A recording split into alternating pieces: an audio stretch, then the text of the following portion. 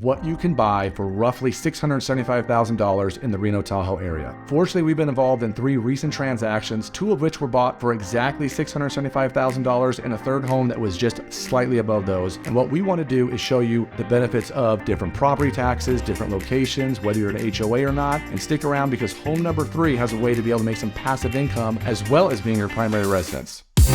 So on this channel, we're going to be talking about all things living in, moving to, and vacationing in the Reno Tahoe area. We're also going to talk specifics about real estate and what you might be able to afford, neighborhoods, and other content that we're going to put out. So if you're thinking about moving or living here, follow our channel and you'll get a lot of good content about what it's like to be here in Northern Nevada.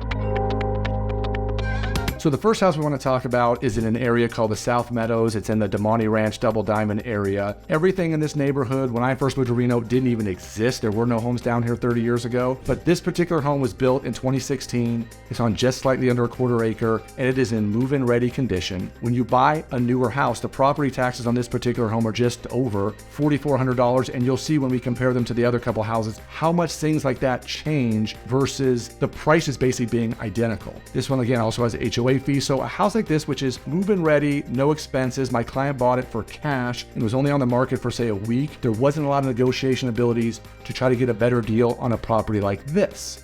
Where if you go to the second house that we are talking about, which is out in the Spanish Springs area, similar as far as it's only 2 years newer, it's built in 2018, the property tax on this particular house are over $5,000 a year. The nice part about this one is it's got a 3-car garage. It also has RV access and it has slightly more square footage. It's 2343 square feet, where the first house we were talking about was just over 2,000. But both of these houses were move-in ready and they're both in homeowner associations. But the second home, the HOA fees in here are just for your basic rules and regulations. It's basically $40 a month. So it's things about making sure you maintain your landscaping or don't park your boat or RV in front of the house for weeks at a time. When you live in the South Meadows like home number 1, they're a little stricter down in these areas and there's usually multiple homeowner association.